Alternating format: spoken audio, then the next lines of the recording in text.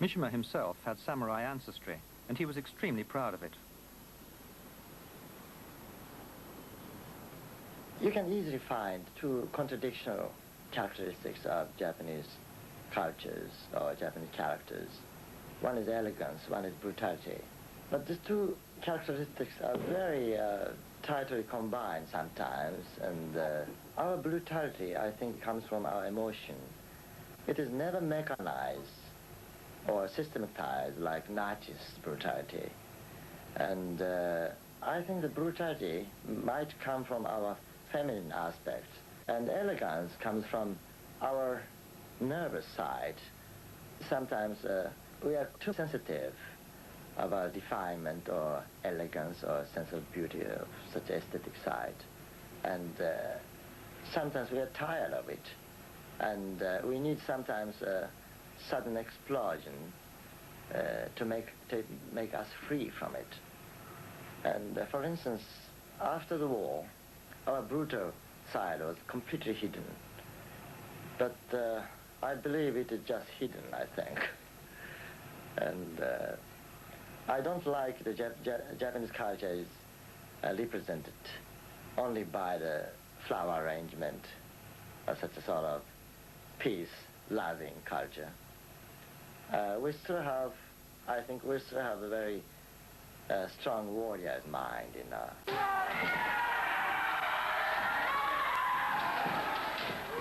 I particularly liked kendo from the sense of beauty, but gradually I found out the traditional value of the kendo, and it used to be close to the duel, death fighting, and all the kendo player wanted to get real experience of the border of death and life, you know. And in the samurai tradition, the sense of beauty was always connected with death.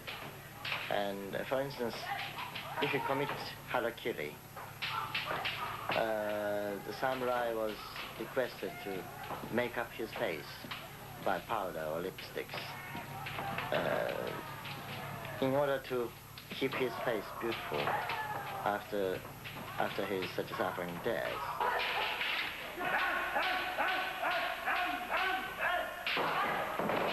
I think economical prosperity gives some bored feeling already, and it gave a big, huge spiritual vacuum and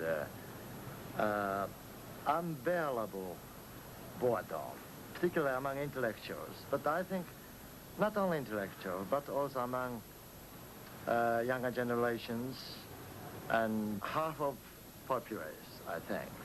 And at the present situation, we are never satisfied, we are never contented. And we cannot believe such an economic prosperity. What it means. And we had, you know, long tradition of samurai. They lived for the honor and spirit, you know, and they despised and looked down any money.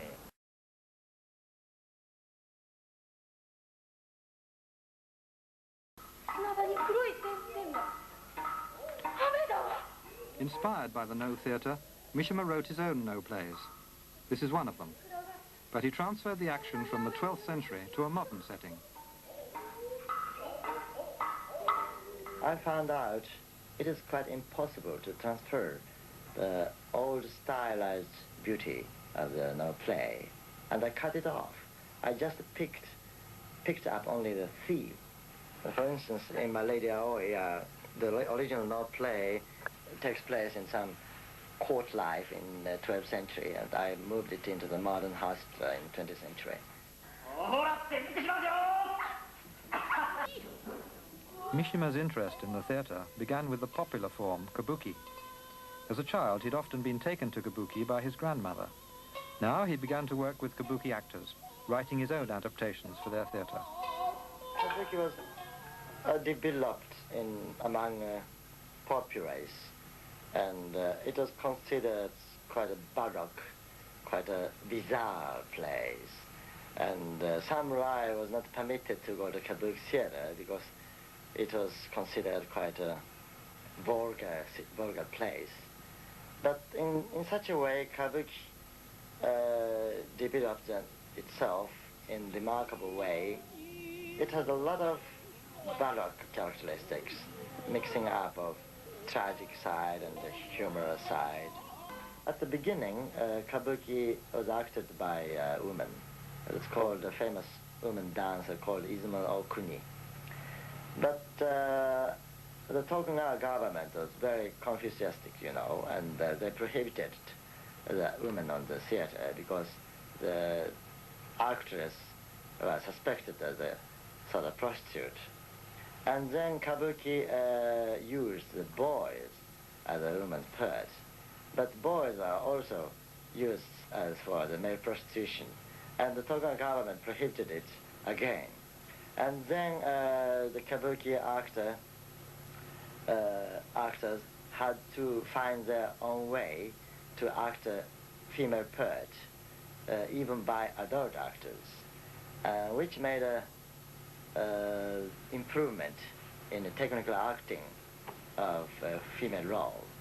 And it started around the 18th century, and through the 200 years, they developed a marvelous technique to express female parts by man actors.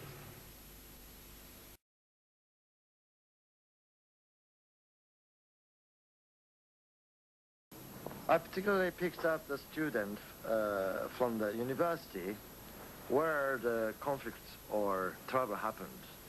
And such a minority of students who cannot be involved into the leftist movement felt very isolated and very separated. And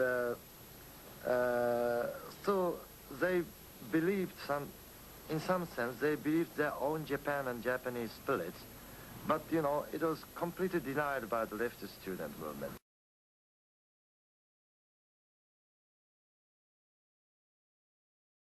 Spiritually, I wanted to revive some samurai spirit through it, because I don't want to revive harakiri itself, but through the vision of such a very strong vision of harakiri, I wanted to inspire and stimulate younger people.